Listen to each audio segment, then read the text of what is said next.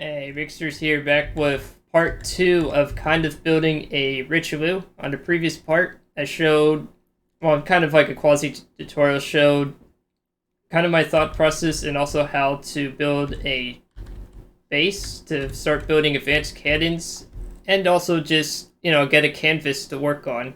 I'm not a great artist per se in terms of making good shapes. I mean, I'll make it function, but that's why I call it kind of building a Richelieu replica, because I'm just gonna be frank with you folks. I'm not very good at art, but I can make it work. So with that in mind, let's go on to the next more fun part and press E key here and go to advanced cannons. Advanced cannons can be pretty complicated. So I might break this up into more than like say 2 parts, depending on how long this is. And I don't intend to make it longer than say 30 minutes. So building this out. Since the Richelieu has 3 big guns and multiple smaller guns, you have to kind of be careful of how you plan this out. So we're going to start with the ammo controller. We're going to move that to 1 hotkey. The ammo controller is where the shells are customized and made for your design of the shell. What I mean by that is you basically tell the ammo storage units, which I'll get into sometime, the way you want your shell be loaded into the advanced firing piece, which is your main bread and butter of how advanced guns work in particular. So I prefer to use Customizer 4 modules, because that way you don't have to build many of the 2 or 1 module. You can put these in and make it work as long as you fit them, but I found if you make it too short for certain calibers and lengths, it doesn't become as effective. However, if you make it shorter, the reload is faster, even if you use more of the parts I'm going to be getting into throughout this video. So we're going to do 1 and 2 for the ammo controller. The next thing you want a hotkey for this is the advanced firing piece. Advanced firing piece is very important, and since I need to build 4 of these, I don't want to have to keep fumbling back into the build menu just to click on it. It saves me time, and it'll save you time too. The next most important thing, but you won't use a lot of these, but just enough to increase the caliber of your shell, is the gun gauge increase. Now you can put autoloaders and clips on gauge increaser and coolant units. They can actually be stacked on these things. But most of the time, you're going to be using only up to 8 of these per piece. And for coolant units, you can put as many as you want as long as you can fit it, at least in designer mode. It can get pretty expensive material-wise if you do campaign stuff, which I have not done yet. So I'm going to put gun gauge increase there on 4. Then on 5, I'm going to put the coolant unit. This is a very important piece. You absolutely need this part. Otherwise, you're going to have an extremely slow firing gun that may not even fire more than like a couple shots per cycle, or depending on your intended rate of fire. You would definitely want to use these a lot. These handy little guys are your bread and butter connectors. And like the name implies, they connect in 5 directions. Do not use 6-way unless you absolutely have to. They're usually a waste in most designs. You can get away with using them, but I found them to be pretty inconsistent and not as useful. Another useful part that I tend to use personally is also the gauge cooler 4-way. Those are also useful if you want to make it more compact or you want to reduce material costs. And sometimes they actually work better in other situations for your gun design. Another one that is probably arguably the 3rd most useful is the cooler corner. Now all these coolers, like the name implies, actually do count for your stats for cooling, because they spread the coolant, well, in the game, they spread the coolant to the parts. So if you build a lot of these parts, they do almost the same effect as slapping down cooling units, but you still need cooling units to be present so you can attach recoil and autoloaders, which you'll be using shortly. Or I'll be using shortly too, for that matter. So do that there. Alright, and the last part, or last two parts that Yukami will use when you're designing these guns is the cooling splitter and the ammo input feeder. The splitter is like a tiny three-way or halfway connector. Functions just like the others right here, but it's another connection style you can use. The ammo input feeder, although I'm not gonna be using it right now. It's kind of annoying to constantly go back into the build menu. What this basically does is you connect it to autoloaders or ammo clips, and it allows shells to be loaded in there, or at least tells the computer, hey, I want you to prioritize or put ammo in these particular spots for my shell design as quickly as possible. It also reduces reload time if done correctly. You can accidentally put too many of these on certain areas, but you can also put them on for redundancy if you do them too much. Redundancy in this game can be key. Alright, so now that I got those parts there, the first thing I want to do after putting all those in the hotbar, so I save time, is to go to sub-objects. And in sub-objects, you can use one of two things primarily, is the one-axis turret for the big guns. The reason why you don't want two-axis turret is because, well, like the name implies, it will bend and lift the barrels too much, per se, and you can accidentally shoot yourself. So you don't want to do that. I mean, yeah, it's kind of funny, but if you want your guns to be at least a little more realistic and also actually work without having that as a possibility, you want to use one axis. These templates, you got to be careful of how you use those. Are very useful. I'll just quickly show a brief example of what it looks like. So I click on the 9x9 here, and if you place this down, like so, this basically shows you a template, like the name implies, to your turret design. You can use these templates in any way you want, and if you want to, after placing it down, you can actually modify this as you see fit. The only problem with this is you have to be careful how you do it, because I've found half the time when I use these templates, I get the turret stuck, even though I'm in the correct sub-objects mode. So be careful when you use these templates, because it's very easy to inadvertently delete these blocks ahead of time, put down the axis turret in the middle, and then your turret won't spin, and you have everything all set and built, and you have to undo everything. That's the only reason I don't use those templates. And if you do want to use them, yeah, that's okay. I just wanted to give you a heads up though, just be careful when you use them. It's very easy to jam your turret if you don't know what you're doing. And I've done that many times. They are handy though, but I don't advise doing that if you don't know what you're doing. So what I'm actually going to plop down instead is the one-axis 3-meter turret for a little more durability. It does weigh more, and it definitely costs more in material. But the 1 and 3 are usually the best possible parts to use for big cannons. Because 15-inch guns, even in from the depths, can be pretty massive.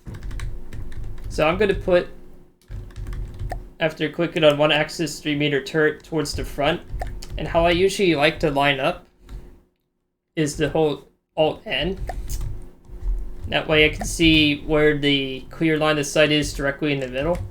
And then to get rid of that, hit Alt-N again. The reason why I want to do that is because it's easier for me to tell where the center of mass is on a more legible scale than to go in the middle mouse view and click on random things.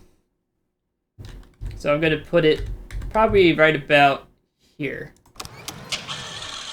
Now you'll hear it, when you place it down correctly like that, it'll make this click noise, which it just did. I press middle mouse button, you'll get this advanced view mode. And it shows you a lot of interesting things, such as like drag and prefab mode, save objects, all that neat stuff. We're not going to be concerned about that. What we are concerned about is this menu over here.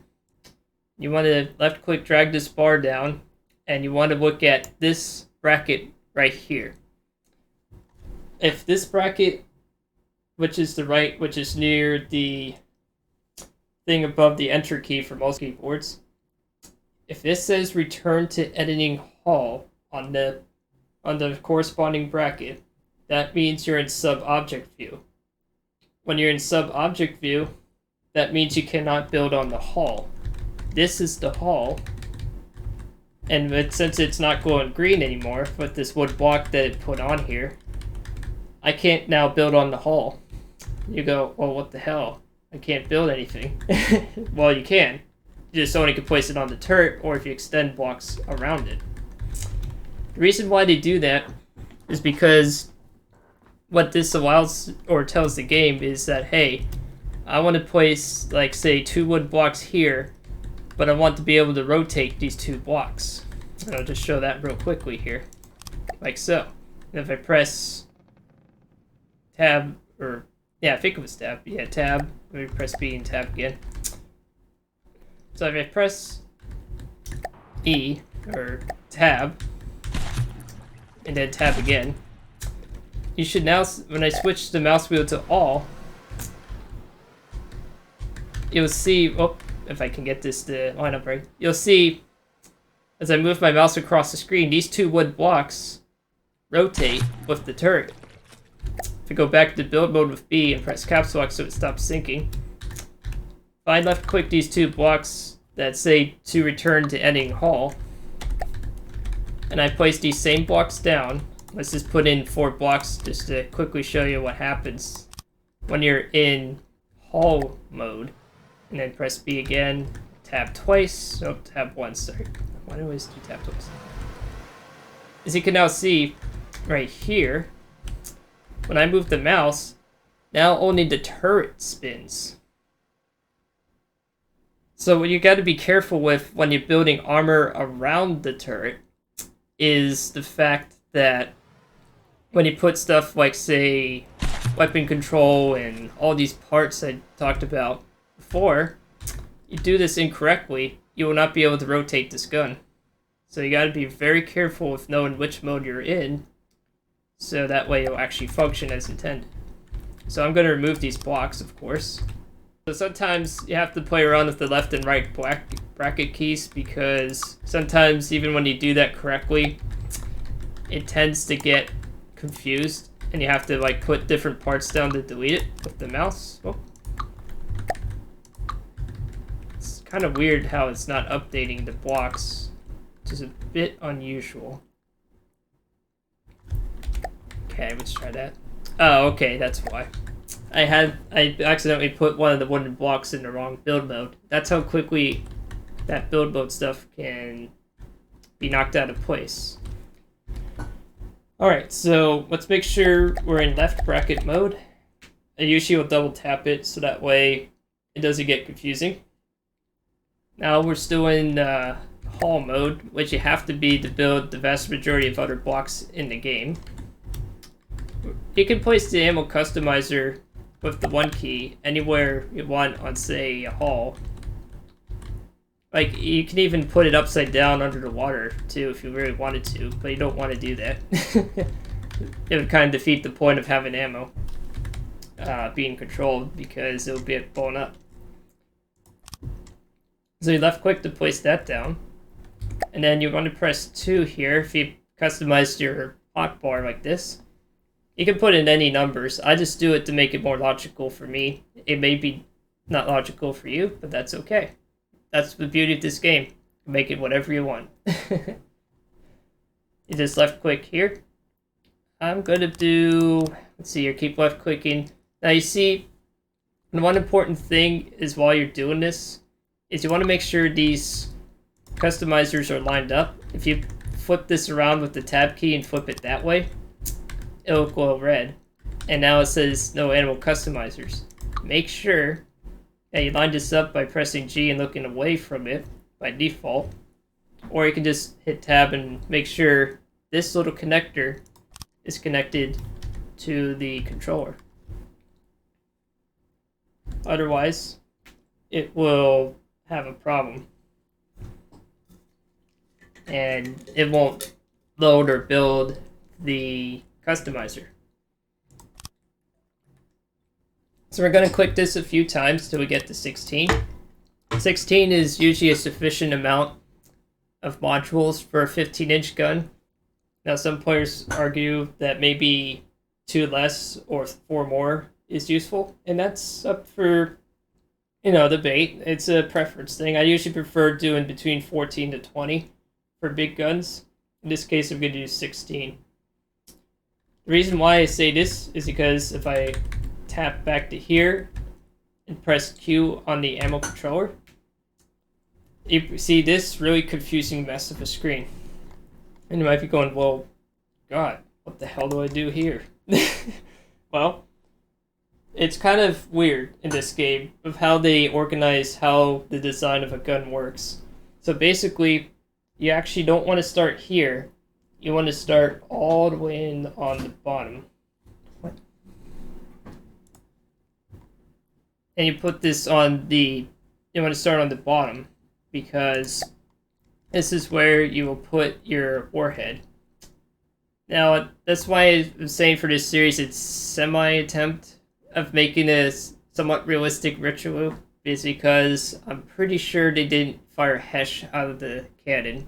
But in this game's mechanics, hesh is the easiest shell type and the one I mostly use for most ship cannons, which means like I tended to fight other ships. So I click on that here. Now you see it says warhead. So before I go further on what that means, when you click on gunpowder casing, you'll see now that it'll say shell statistics will display when a valid shell is created.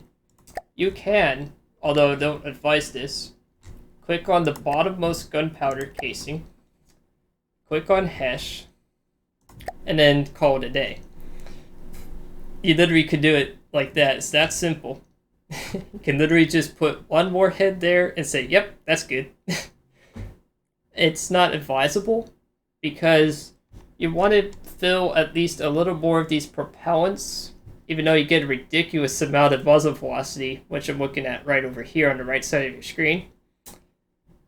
It's not going to be a very effective shell because if you scroll down here all the way to the most important stat, which is usually either like for hesh it's spalling base damage, that is pathetic at 290.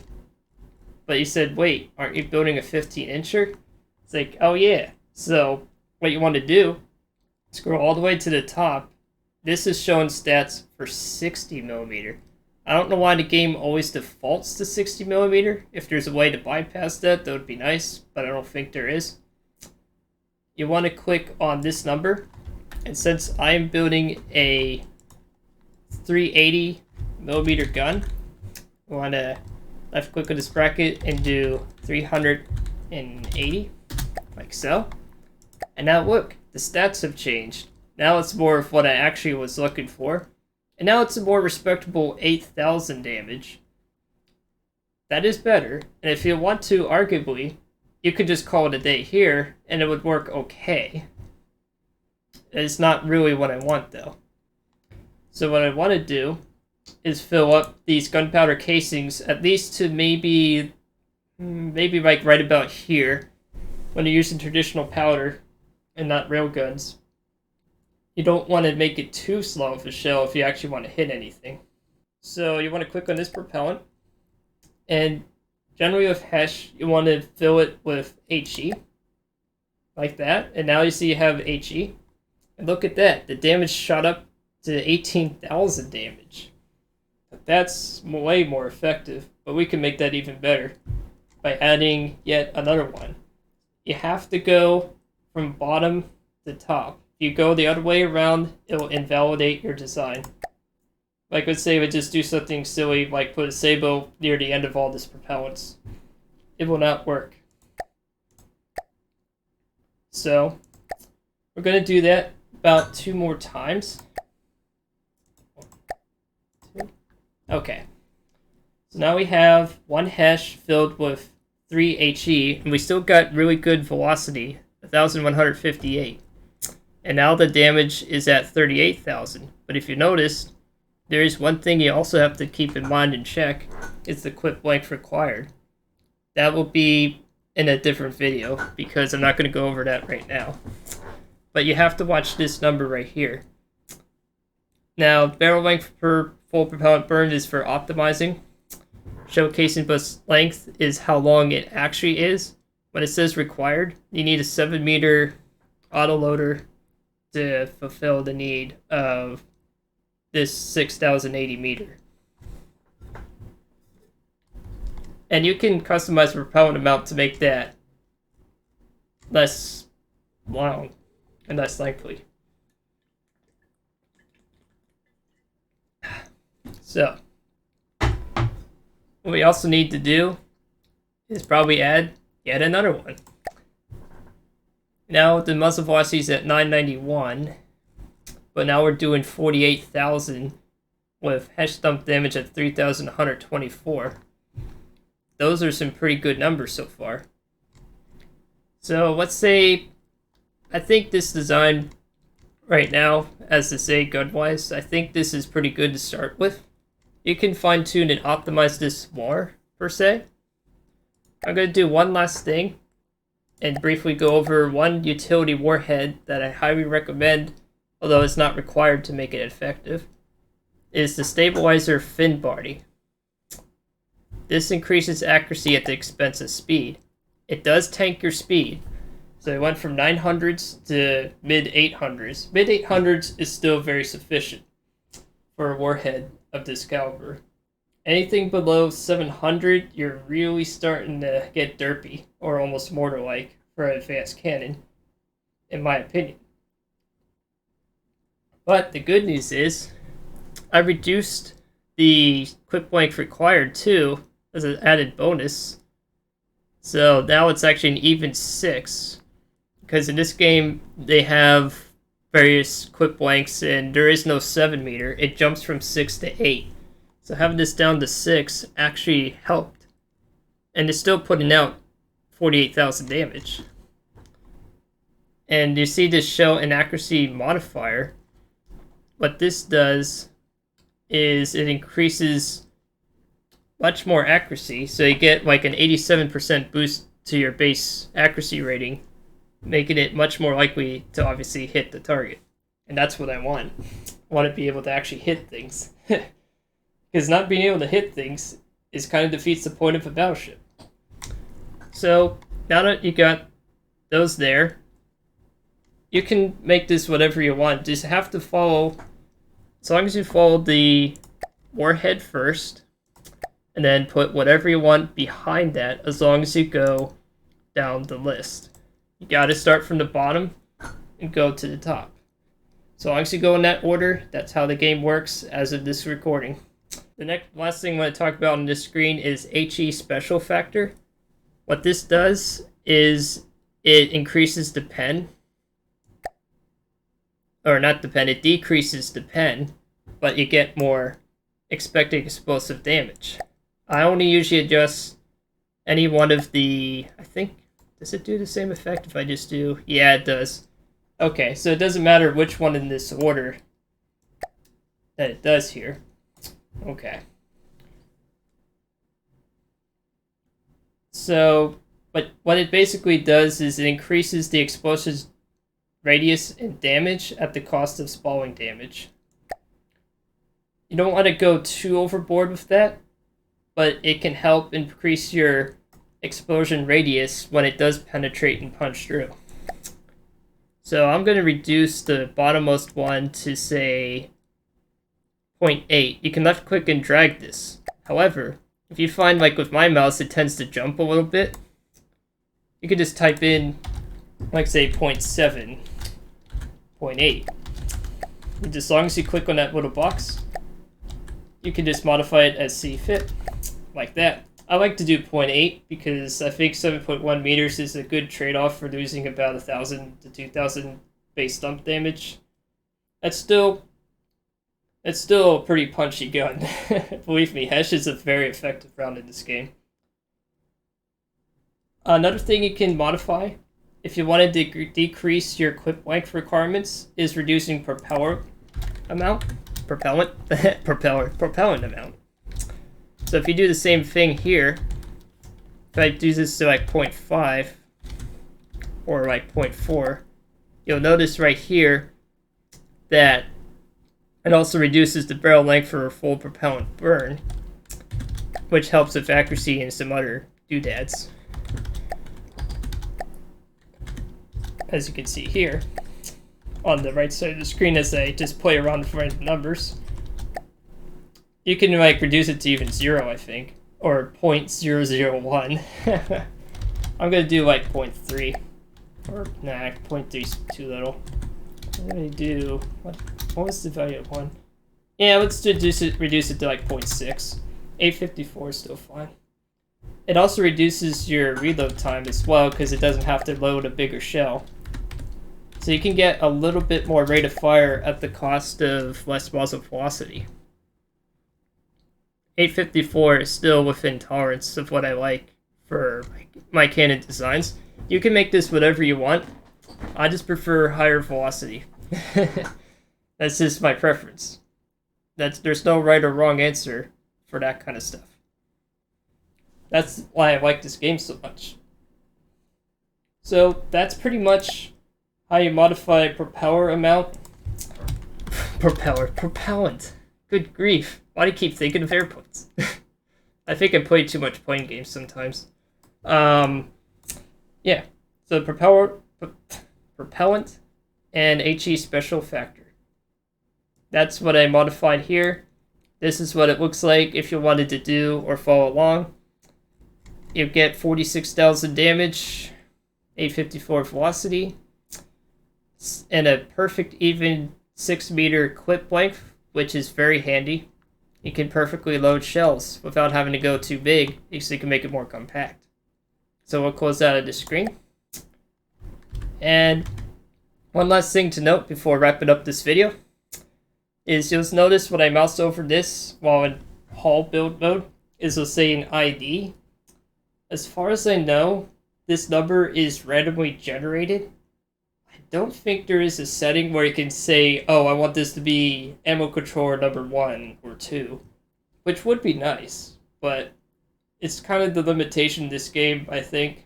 If there is a way of changing that, do let me know, because I have not found anybody or anything mentioning about this. It's just a preference thing for organizing. It's not a big deal. You just have to make sure you know what this is. You can kind of tell later on when you're putting more parts onto the advanced controller, just to see what's what. Alright, well, that's the basics of what I'm going for so far in this quasi guide / building the Richelieu. Hope you enjoyed this video. This is Rigsters Journey, signing off.